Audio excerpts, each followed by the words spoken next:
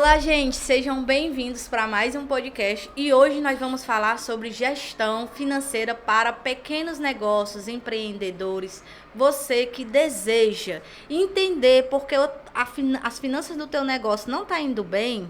Se você deseja entender isso, volta no nosso podcast sobre gestão financeira para a pessoa física, porque você vai ver que muitos desses problemas está relacionado à sua gestão, primeiro como pessoa física, para poder chegar na sua pessoa jurídica, tá bom? Isso é um reflexo. E hoje aqui eu trouxe para falar com a gente Paulo César, que hoje ele trabalha especificamente na área de setor financeiro dentro da empresa, atuando e lá. Brando Peixoto, que hoje também trabalha essa mentalidade financeira e também já está aí no caminho dos investimentos, bolsa de valores. Se você tiver dúvida, manda no nosso canal @gestãoarretada, tá bom? Fica aqui com a gente e bora lá. Bora. Paulo César, como andam as finanças empreendedoras, as finanças dos pequenos negócios? Olha, Joycilane, a gente acompanhou muitos empresários, muitos pequenos e médias empresas, onde ela estava com as finanças bastante complicadas, principalmente devido a essa pandemia, né? Eles não têm, né? Até hoje não têm esse hábito de estar planejando, de estar fazendo fluxo de caixa. Então, assim, muitas empresas, elas acabaram fechando por falta de um planejamento. E eu vou até um pouco além, né? Elas não tiveram um bom planejamento, algumas empresas, então, assim, elas acabaram tendo que fechar as portas por conta disso. Entendo. E um bom planejamento, você acha que vem de quê, Brando? Pronto, linkando já até com o conteúdo que a gente já gravou, né? Ele tem que vir da sua pessoa física, ele tem que vir já do seu consumo, porque é diário, você recebe, você gasta. Então, se você já não tem esse consumo diário, um consumo regular, dificilmente você vai fazer isso com o âmbito de um CNPJ, numa empresa, que onde um problema é bem maior, né? Que você tem que gerir cliente, fornecedor, funcionários, essa experiência, essa expertise da sua pessoa física, dificilmente você vai conseguir aplicar na pessoa jurídica. E o interessante, né, Brando, que as pessoas elas confundem muito, né? A pessoa física e a jurídica, onde todas as despesas delas, elas se confundem, elas juntam tudo. Elas não separam o que é da empresa e o que é do empresário. Elas misturam tudo, então assim, elas colocam todas as despesas e colocam para a empresa pagar. Tanto a despesa pessoa física, quanto a própria despesa da empresa. Que esse é um dos principais problemas, né? Os maiores, né? Para as pequenas empresas, sim. É um dos maiores problemas. Inclusive, eu lembrei aqui de um certo depoimento de um empreendedor e o seu colaborador que conversaram comigo, né? Eles disseram assim, Joyce, tá insuportável. O que, menino, que tá insuportável? O dono do negócio, ele chega, todo final do dia, ele limpa a gaveta.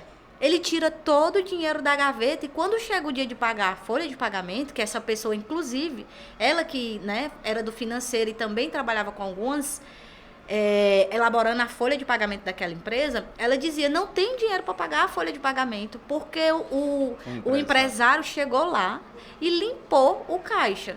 Aí você fica, meu Deus, como assim? Como é que uma pessoa tem coragem de fazer isso? E aí a gente bate nessa questão que vocês falaram aqui. Que se eu não sei separar, se eu não tenho uma boa, um valor fixo, né? Um prolabore, eu chego e acho que aquele dinheiro que está na gaveta ou que está na conta, que hoje pouco dinheiro se tem na gaveta, mas que está na minha conta, é meu, né? Tá na minha... e principalmente se eu for um MEI, né? Porque tá tudo lá com o meu nome, João Ferreira Gomes. Tá no meu nome, é meu. Eu vou lá e limpo tudo, depois Deus dará, né? Esse ponto que a gente procura orientar bastante os empresários, que o dinheiro da empresa é da empresa e o dinheiro dele, que seja o prolabore, né, que ele vai tirar, é aquele dinheiro que ele vai sobreviver. Então, assim, tem que separar muito bem o que é da empresa e o que é dele, pessoa física. Porque senão ele vai acabar sempre pegando dinheiro que não deve, né? Que é o dinheiro da empresa. Porque ele nunca vai colocar o dinheiro dele para a empresa, né? Entendi. Ou, nesse caso, a não ser que a empresa esteja com algum prejuízo, esteja passando por algum momento difícil, aí ele vai emprestar para a empresa. mas na maioria das vezes ele pega dinheiro da empresa para pagar suas contas pessoais. Né? E isso em âmbito de gestão, né? Mas também tem um outro peso, que é a questão do âmbito fiscal. Porque não é assim que a legislação, que a Receita indica que seja feito, né? Porque você tem que tirar por meio de um prolabore, que você vai estar comprovando a sua renda, para você fazer a declaração do imposto de renda. Tem todo um processo, né? Então também não adianta você chegar para o empresário e falar, ó, você tem que separar o dinheiro da empresa e o seu. Se você quer tá tirando esse dinheiro, você vai ter que fazer essa retirada, esse prolabore. Ah, pois então tira aí para mim 5 mil reais todo mês? Tá certo. Começa a declarar isso aí para você ver quanto você vai ter que pagar de imposto. Já não vai fazer tanto sentido, né? Então também tem que saber ponderar essa questão tanto de gestão, de controle e de fiscal. Porque começa a doer mais no bolso, porque tem a incidência de imposto. Muito interessante o que o Brando falou, mas na prática, o que é que acontece? A maioria dos empreendedores tiram um salário mínimo de prolabore, tá? Um salário mínimo de prolabore, vivem com uma média aí de 5, 10 mil reais, com um salário mínimo de prolabore. O que é isso que aquela pessoa tirou se não é prolabore? E na maioria das vezes, né, alguns empresários, eles nem tiram ou nem querem tirar o prolabore de um salário mínimo. Pior que ainda, é obrigado por lei, né? Se eu tenho uma empresa, se eu sou diretor, se eu estou diretamente naquela empresa, eu sou o titular, automaticamente eu sou obrigado a fazer a retirada do prolabore, né? Já que você tocou nesse ponto, que eu ganho, ou eu ganho menos daquilo que eu tiro. Então ele precisa fazer o ajuste no prolabore. Ou, no caso, se ele tem... Tô lá, né? Vamos dar um exemplo, Paulo. Eu tô aqui com um salário mínimo de prolabore, mas eu tenho um custo de 5 mil reais, as minhas despesas e tudo, e eu tiro lá da minha empresa. Isso se caracteriza uma distribuição de lucro. Só que como é que eu digo que a minha empresa tá dando lucro, que eu tô tirando lucro todo mês se ela tá no vermelho? Pela uma falta de gestão financeira. Como é que ela tá dando lucro? Aí é a espera de um milagre, né, Paulo? Nesse caso aí não tem como eu tirar lucro de algo que aquela empresa não está dando, né? Então eu tenho que rever o meu financeiro.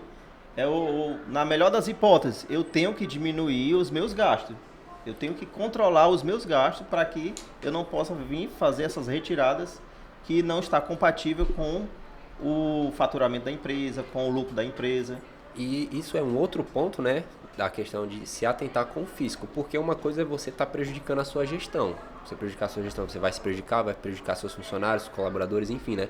A partir do momento que você começa a ter esse tipo de deslize, a qualquer momento vai chegar o fisco, né? Falando, ó, isso aqui tá errado, isso aqui não deveria ser feito dessa maneira, não.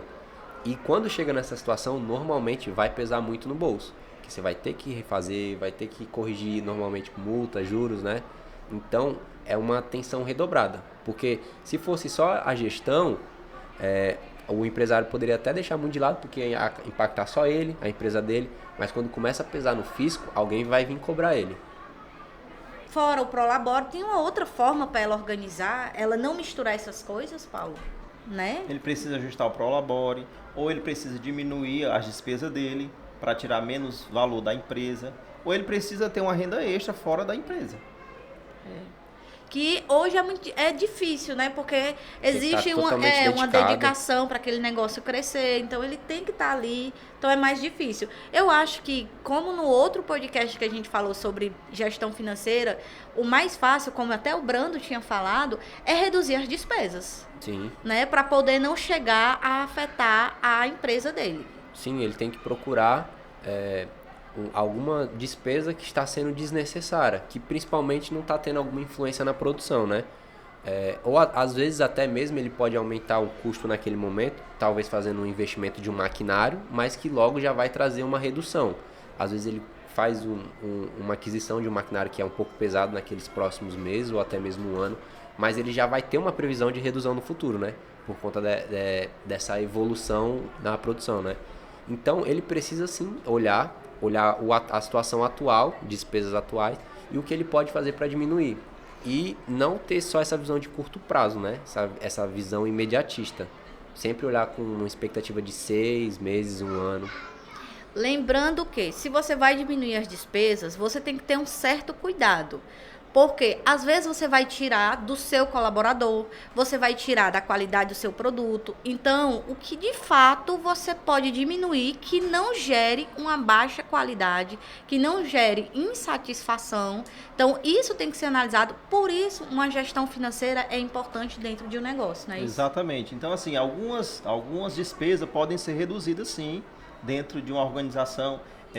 Por exemplo, eu posso estar comprando a um fornecedor que esse fornecedor ele é bem mais caro, ou esse determinado fornecedor, ele precisa vender tanto para mim.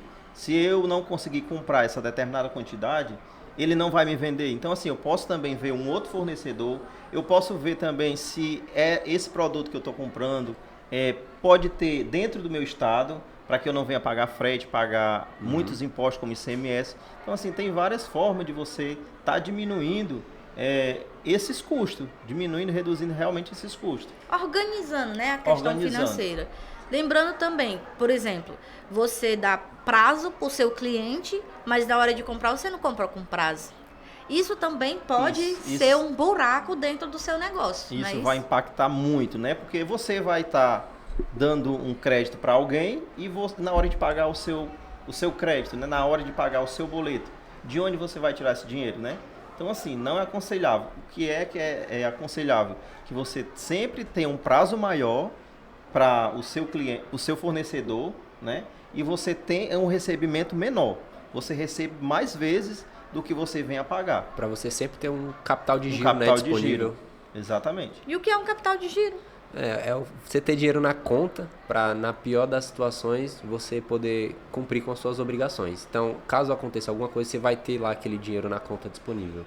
Que, inclusive, com essa pandemia, foi diagnosticado que a maioria dos brasileiros, dos empreendedores, tinham 15 dias ou nada. 15 dias de caixa para suportar a pandemia, fechar os negócios. Por isso tantas empresas quebraram, porque não teve como manter funcionário, aluguel, se o estabelecimento estava fechado, né? Então, não teve.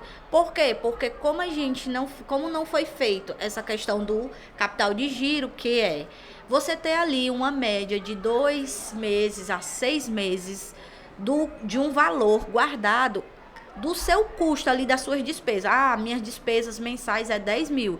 Então, eu tenho que ter ali, no mínimo, ali 2 meses a 6 meses daquele valor. Caso eu não consiga vender um bombom, eu tô lá com meu capital de giro para honrar meus compromissos e não entrar numa bola de neve, de dívidas e juros, não é isso? Exatamente. Então, você tem que, no mínimo, como a Joyce falou, né, ter de 2 a 6 meses aquele valor para que a sua empresa não venha quebrar. Porque se você não conseguir honrar, você pode quebrar. Então é muito importante ter esse capital de giro, muito importante ter esse valor disponível para atender, né, os seus fornecedores. Como qualquer gestão financeira precisa de um processo, tanto na pessoa física como na pessoa jurídica, dentro de um negócio, eu preciso ter processos para fazer gestão financeira? Sim, com certeza. Precisa ter processo, você precisa saber quais são as suas contas a pagar, precisa saber quais são as suas contas a receber, você precisa fazer um planejamento de um longo ou curto prazo. E acredito que, assim, é diferente da pessoa física, né, que ela mesma pode preparar e ir montando o seu, digamos, planejamento financeiro. Eu vejo que no caso de uma empresa, você não deve ter essa brecha. Digamos, eu não entendo, eu não sei, você não vai poder se preparar com a empresa rodando. Qual seria a saída? Você contratar uma pessoa que entende. Pega uma pessoa que é especialista, que estuda aquilo e coloca ela para fazer esse tipo de gestão, esse cargo, né, cumprir esse cargo na empresa. Porque diferente de uma pessoa física, uma pessoa jurídica tem muito mais obrigações, tem a questão das outras de responsabilidade. Então, não dá de maneira nenhuma você trocar o pneu com o carro andando aí. Porque tem aquela questão, né? Eu abri uma empresa para vender copo, mas não quero fazer a administração financeira de como que envolve tanto a questão da precificação, a questão dos recebimentos, das cobranças. Tudo isso vai envolver o financeiro. Se tu não faz isso, quem é que vai fazer? Então, assim, cada vez mais a gente vê que as empresas estão fechando por falta de um planejamento. Então, se elas realmente não se prontificar, se não tiver um compromisso de ter essa gestão financeira, ela pode até quebrar. E às vezes, falando mais de microempreendedor, né, empresário pequeno, essa ajuda, essa saída está dentro de casa. Às vezes é a esposa, é o filho, é um sobrinho que entende que pode ajudar com ele nessa situação. O contador pode ajudar. Sim, não, eu digo mais no caso que a pessoa não tem a contabilidade, está começando agora, e ela fala, não entendo isso não, vou aprendendo com o tempo. Mas às vezes a pessoa do lado dela entende.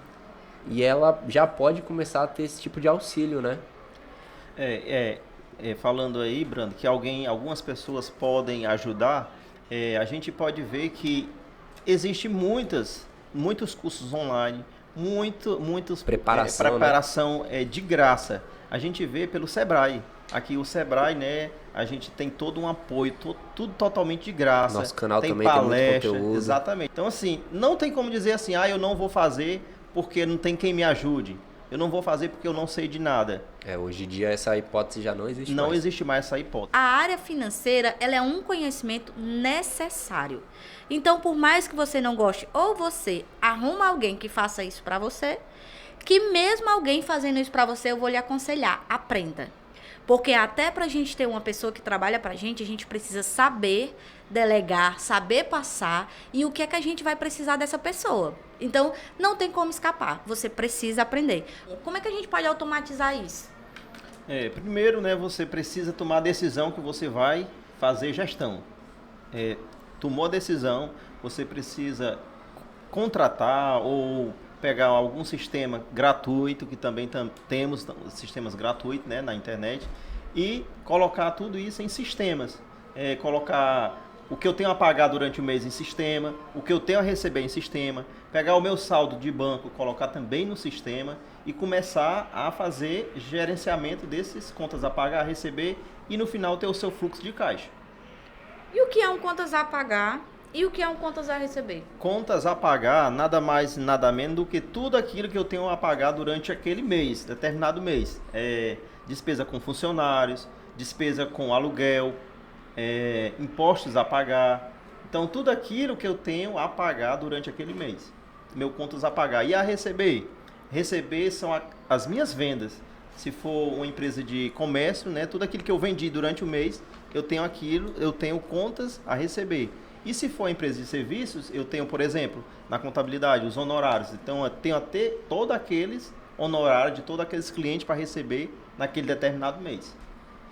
Eu detesto fazer cobrança. E aí, como é que funciona o contas a receber? Então, assim, a gente tem um processo, né, de cobrança, onde a gente comunica os nossos clientes através do boleto mensal, né? Então, assim, lá já vai dizendo o tempo que ele tem, né, de inadimplência, se é 30, se é 60, se é 90 dias. E quando ele passa os 30 dias, ele já está inadimplente, né? Passou os 30 dias, eu tenho um vencimento, dia 10 de junho, por exemplo. Se eu cheguei no dia 11 de junho, eu já posso fazer a cobrança. Então, assim, não é ilegal, não é nada abusivo, tá cobrando após a data do vencimento. Eu já tenho o direito, né?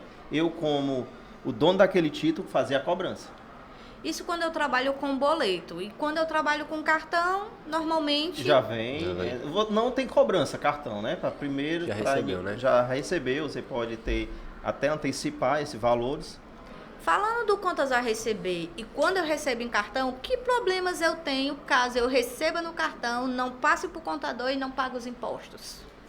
Aí é um grande problema. Gera problema financeiro isso? Gera problema, pode gerar problema financeiro, pode e vai gerar problema tributário, porque você está tendo um recebimento, se você não passou para o contador não tiver essa informação, esse valor faturado não vai ser tributado. Registrado. E se não for tributado, você vai ter uma pequena pendência, né, com a Receita, com a Cefaz da sua região, e possivelmente a sua empresa vai ser notificada por essa divergência e você vai precisar fazer essa correção, porque isso não passa em branco. Aí qual é o grande problema? Você vai ser notificado, sua empresa vai estar passando por uma autorregularização, você vai precisar recalcular aquele possível período, né? Aí você vai pagar multas e juros. Aí é onde acaba tendo uma incidência de um problema financeiro, porque você vai pagar um valor indevido. Porque se você tivesse feito corretamente, você não teria necessidade de pagar multas e juros. como pagou, já acaba entrando como um outro problema, né? Olha, quando a gente vai falar de processos, aí a gente entra, né? Como foi falado aqui, contas a pagar, contas a receber. No contas a receber, tem a questão de, recebo no boleto, vai todo mês, chegou a data lá que você tem estipulada para a pessoa pagar, ela não pagou, você tem que estar acompanhando esse relatório e fazer a devida cobrança, e tem nesses processos já da cobrança e tudo direitinho, informando ao cliente ou se cadastrando em algum órgão para poder colocar ou protestar aquele boleto. E se for no cartão, você também tem que saber que aquele faturamento está sendo acompanhado e você vai ter que calcular os impostos. Caso você não calcule os impostos e não pague tudo direitinho, você vai ter um problema financeiro ou possivelmente você vai fechar o seu negócio. Não é isso? Já viu caso acontecer desses? Muito. Não chegou a fechar, né? Mas muitos casos que acontecem. E até um ponto que eu estava observando o Paulo falar, e é interessante, é que aonde que dói no empresário? É no bolso. Esse é o momento que dói, é o momento que ele aprende. Então, não adianta, muitas vezes, né, a gente ficar informando, isso aqui precisa ser feito dessa maneira, caso contrário, vai acontecer isso. Mas no momento que chega a multa, no momento que chega os juros, né, pelo atraso e tal, aí ele começa a aprender. E também acredito que isso se aplica na gestão, porque diferente do planejamento financeiro, né, que a gente falou um pouco antes, de pessoa física, que ela pode ter a escolha de fazer uma gestão num papel, numa agenda, numa planilha. No caso de pessoa jurídica, se você não tiver um sistema para te auxiliar, dificilmente você vai conseguir ter um controle bom. E outro ponto, você não vai conseguir ter tempo hábil, porque o sistema vai te ajudar muito com questão de tempo. Tanto para você ter uma gestão certa, prática, e até mesmo na questão de cobrança, né? Que o sistema ele pode mandar automaticamente, né? Os sistemas já avisam, né? Tá faltando 5 dias para o pagamento.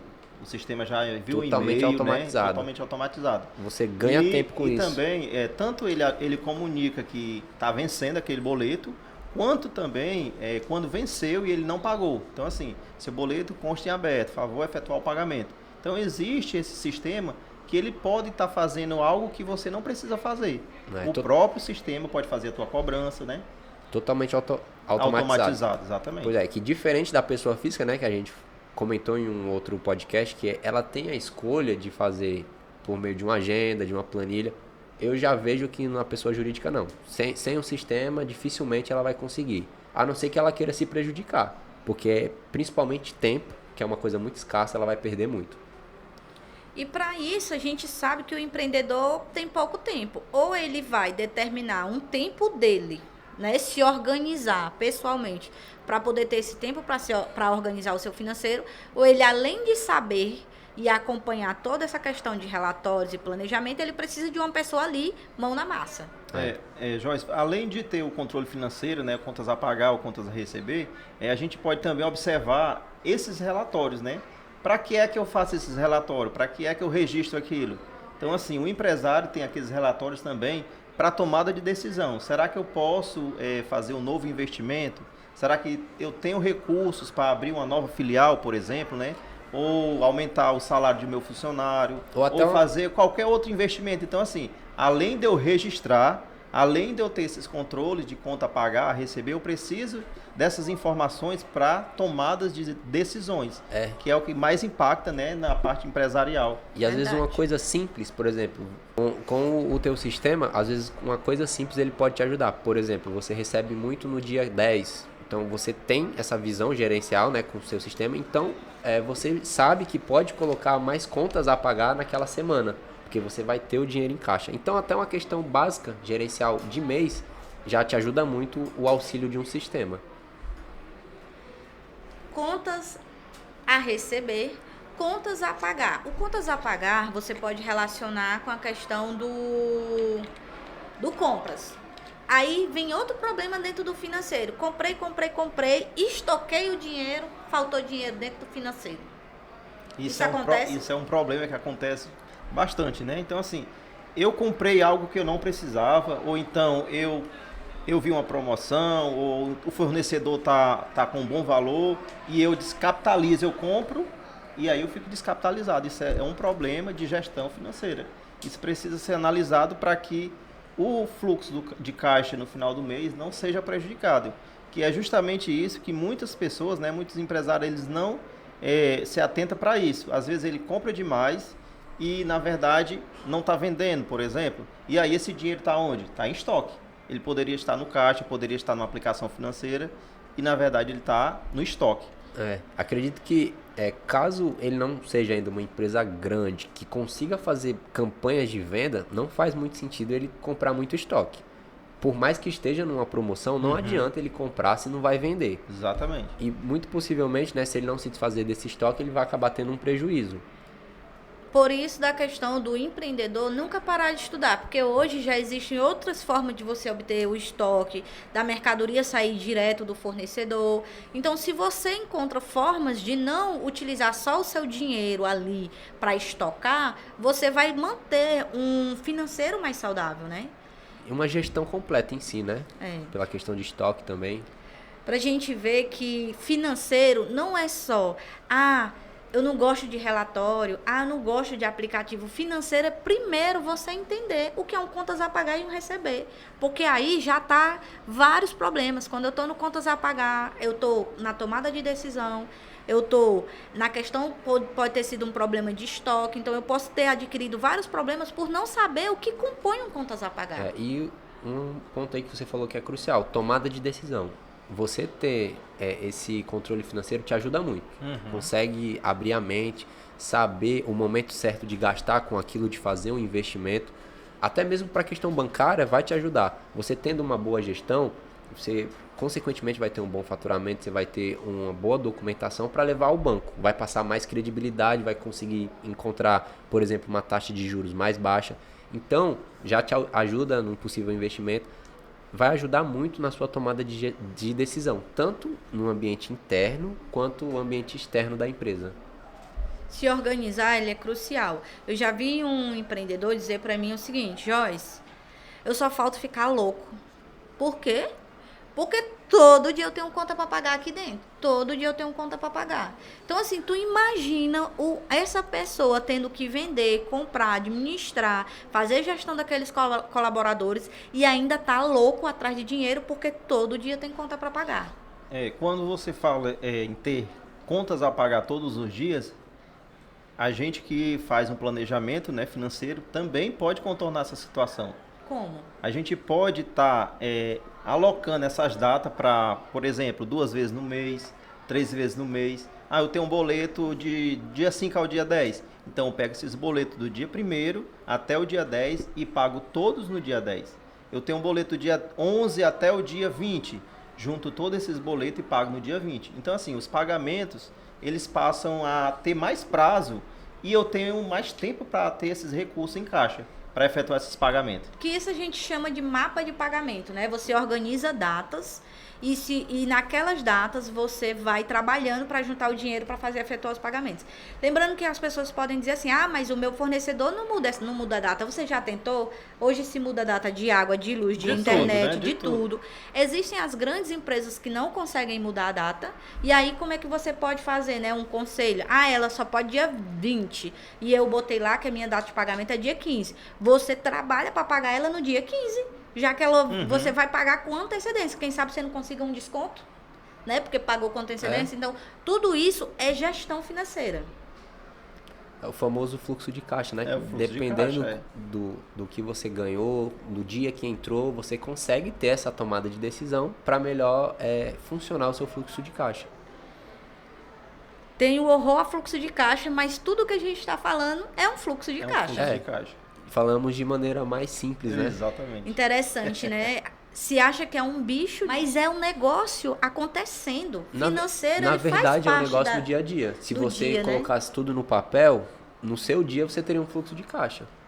Na sua semana, no seu... Quando você passa a entender isso, pronto, você já consegue simplificar. É porque se vir uma pessoa para falar para o empresário que não tem costume, que está começando agora, de fluxo de caixa, de giro de capital, começar a usar essas nomenclaturas, é claro que vai afastar ele vai se sentir uma pessoa que não tem um entendimento daquilo e às vezes nem quer ir atrás, né? Fala assim, eu não entendo. Acha que é outra coisa difícil, né? Não entende de direito. Se fazer, né? E não, às vezes a abordagem, só no jeito de passar, de conversar, de perguntar, já ajuda muito. Você que ainda ficou com dúvida, eu sei que você está com dúvida sobre as finanças do seu negócio, vai lá no nosso @gestãoarretada, manda a tua dúvida que nós vamos te responder e nós te esperamos também no nosso próximo podcast. Até mais, tchau, tchau.